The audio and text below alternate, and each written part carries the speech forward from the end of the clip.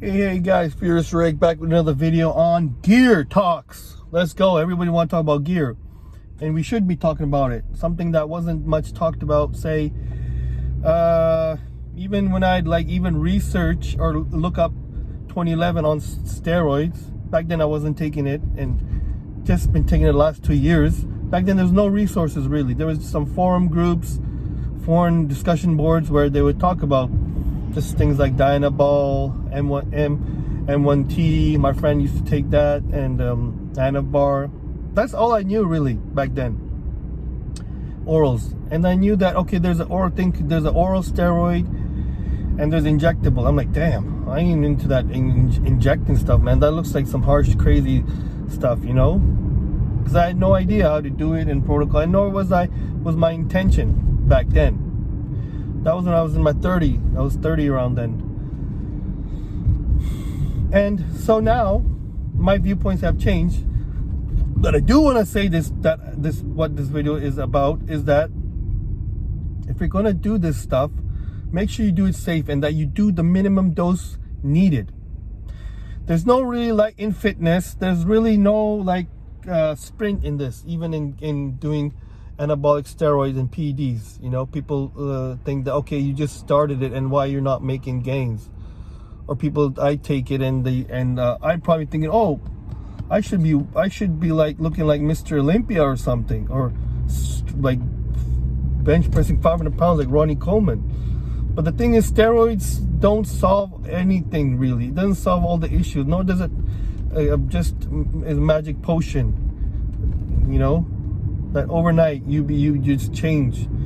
You still have to put in your work in. You still have to eat a good diet. You have to feed your body. You still have to get good sleep. You still gotta keep a positive mindset and not get distracted with other things in life.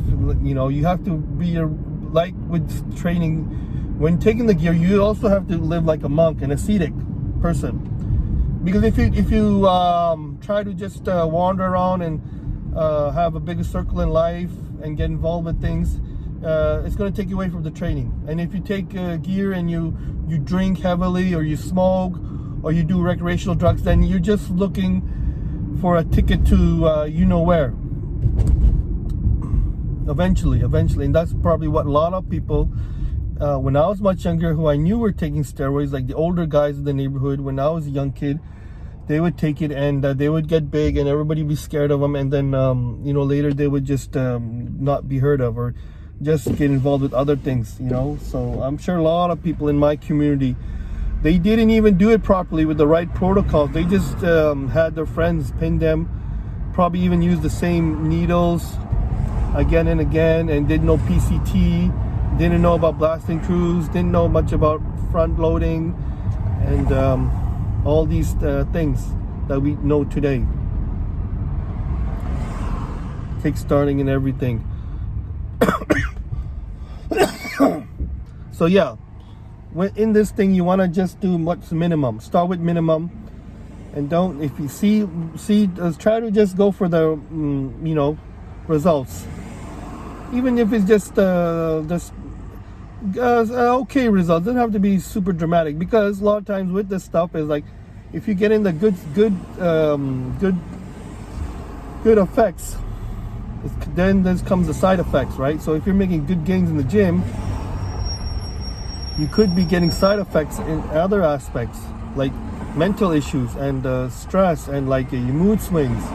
Mood swings is not good to have in relationships with your girlfriend and wife and family, because it's really not. And I know too, like I was had mood swings, and mood swings is something we naturally everyone gets, depending on the circumstances and things trigger us in life, right? Could be anything.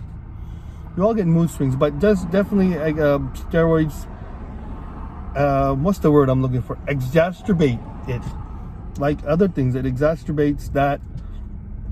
Mood swings, anger, aggression, a lot of times. If you're sad, it's going to make you sad. If you're depressed over something, it's going to make you more depressed. If you're angry, it's going to make you more angry. So always make sure that you're doing this thing safe, and that your mental clarity and mental health is in check. Because you could do this for a couple of years, and then You could just you could be just done with it, you know. And I know, like with all drugs, street drugs, people, the best of the best of us all people, they experiment with street drugs. And it's not something like you can take street drugs and just long term be safe. No, there's consequences. Same things with gear. Just long-term consequences if you do it not the right way. That's why you must do it the right way. Even if your cycles turn out to be the best, you can stop here and there, cruise, add things here and there, and just to see what works with you. You have to dial everything down. Gear is just one aspect of it.